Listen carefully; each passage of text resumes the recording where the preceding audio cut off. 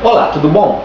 Vamos continuar fazendo algumas considerações a respeito dos aniversários natalícios, principalmente no que diz respeito às testemunhas de Jeová, que são desaconselhadas de participar de festas de aniversário e podem até ser desassociadas se comemorarem aniversário e isso se tornar público dentro da congregação, não é mesmo? Eu já sei de casos que aconteceu isso, infelizmente. Nós estávamos vendo, que houve vários relatos em que aconteceram crimes hediondos, não só aqueles dois relatos de aniversários natalícios, como também uma reunião social em que Aminon foi assassinado brutalmente a mando do seu irmão Absalão. E nem por isso as reuniões sociais se tornam algo mal visto para o cristão, por causa desse relato. Isso mostra que o que é condenável em si não é a festividade, não é o contexto em que as coisas aconteceram, mas é justamente o crime que aconteceu, a atitude negativa que houve nessas oportunidades. Então não importa o que seja, o crime é que é condenável. Se o argumento, inclusive, da origem pagã, que é muito utilizado pelo corpo governante, se esse argumento fosse realmente válido, e a gente viu aqui servos de Jeová que faziam coisas de origem pagã, como o embalsamamento, tudo isso eu citei, não é mesmo? Se isso fosse válido, as testemunhas de Jeová, na realidade, não poderiam sequer demonstrar publicamente a sua dedicação a Jeová. Sabem por quê? Porque o batismo tem origem pagã. Tem origem lá em Babilônia e no Egito Antigo, conforme a sentinela de 1º de abril de 1993, na página 4. Ali diz que a prática do batismo antecede a fé cristã.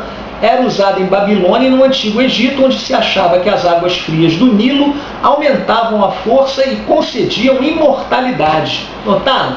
Totalmente pagã, ligada a crenças antibíblicas. E nem por isso a motivação dos cristãos se tornou inadequada ao se batizarem. O próprio Jesus Cristo, evidentemente, não era ignorante com relação às origens do batismo. Mas isso, pelo que parece, não foi importante para ele quando ele ordenou que os seus discípulos fossem batizados, porque ele sabia que a motivação, o significado daquele gesto era totalmente diferente do que o batismo que era empregado, que era realizado naquelas nações pagãs na sua origem. Contraditoriamente, amigos, há tantas coisas menores que as testemunhas de Jeová podem ou não podem fazer, que têm origem pagã, Por exemplo, as testemunhas de Jeová podem e devem usar aliança de casamento. Eu mesmo já vi caso de ancião chamar a atenção de um irmão que ficou um tempo sem usar a sua aliança de casamento porque ele teve um problema no dedo e ficou um tempinho sem usar a aliança, e o ancião foi lá bater um papinho com ele porque achou que aquilo ali não era muito próprio, poderia dar a entender que ele estava separado da esposa dele, podia dar algum comentário ruim na congregação. Interessante isso. No entanto, a aliança tem origem pagã, totalmente pagã. As testemunhas de Jeová, por outro lado, não podem brindar, não podem elevar um copo e fazer um brinde, porque tem origem pagã. Então pode usar aliança e deve usar aliança, tem origem pagã, e não pode brindar. Mas é interessante, o que diz aqui a sentinela de 1º de setembro de 92, na página 30, que diz ali: costumes de natureza religiosa, outrora, já não são em muitos lugares. A aliança, por exemplo, outrora tinha significado religioso, mas hoje em dia já não tem na maioria dos lugares. Por isso, muitos cristãos verdadeiros aceitam o costume local de usar a aliança como evidência de estarem casados. O que geralmente conta é se atualmente o costume em questão está vinculado com a religião falsa.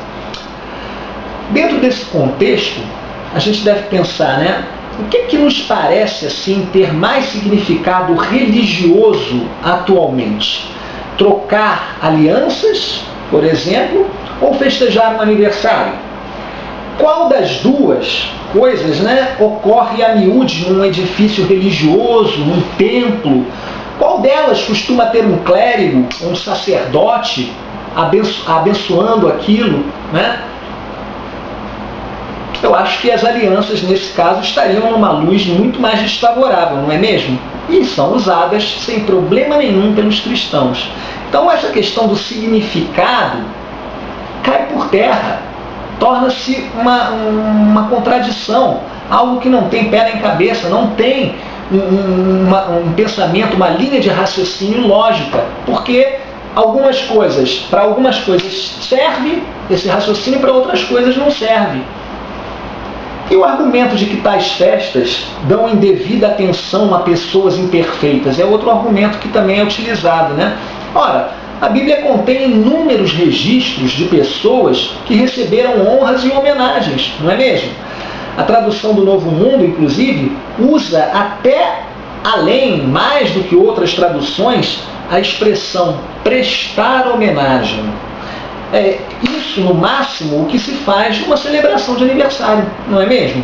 A gente presta homenagem àquela pessoa. O que Jeová requer de forma exclusiva é adoração. Isso sim, algo que vai bem além de uma honraria numa determinada ocasião especial, algo específico. Finalmente, meus amigos, se vocês puderem, leiam na Bíblia, acompanhem os relatos de Jó, o livro de Jó, no capítulo 1. Jó, no capítulo 1, versículos 4 e 5. Olha o que diz aqui, ó. E seus filhos, de Jó, foram e realizaram um banquete na casa de cada um deles no seu próprio dia, e mandaram convidar suas 3 irmãs para comerem e beberem com eles. E dava-se que, tendo os dias de banquete completado o ciclo, Jó mandava santificá-los. E ele se levantava de manhã cedo, oferecia sacrifícios queimados, etc, etc. Notaram? E agora vejam o que diz aqui, ó. Realizava um banquete no seu próprio dia. Aí quando a gente vai lá para o capítulo 3, no versículo 1 a 3, versículos 1 a 3, diz assim: foi depois disso que Jó abriu a boca e começou a invocar o mal sobre o seu dia. Novamente essa mesma fraseologia, essa mesma expressão. Jó respondeu então e disse: pereça o dia que vinha a nascer, também o dia em que alguém me disse: foi concebido um varão vigoroso. Notou? Então, esse no seu dia é relacionado aqui com o dia do nascimento. Nós não estamos querendo ser dogmáticos, como a Torre de Vigia é, ao dizer que em absoluto, eles dão até uma explicação no livro Perspicaz, debaixo de aniversário natalício, lá você encontra, dizendo que em absoluto, de maneira nenhuma, os filhos de Jó estariam comemorando aniversário. Era provavelmente uma festa da colheita, uma festividade da primavera. Isso é apenas a opinião deles. A Bíblia não diz nada a respeito. Embora não devamos ser dogmáticos como eles são, o que é mais plausível? Novamente eu pergunto, o que é mais lógico nós pensarmos com relação a essa fraseologia que está aqui? Vamos pensar a respeito, Eram pessoas adoradoras de Jeová.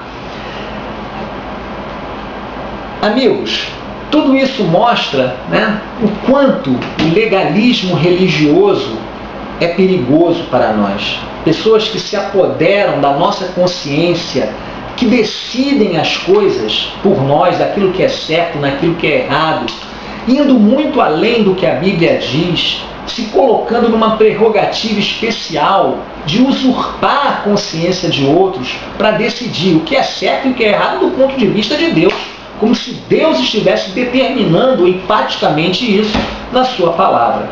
Não é isso que a gente depreende da leitura honesta e franca das Escrituras. É por isso que eu estou te dando esse toque. Muito obrigado pela sua atenção.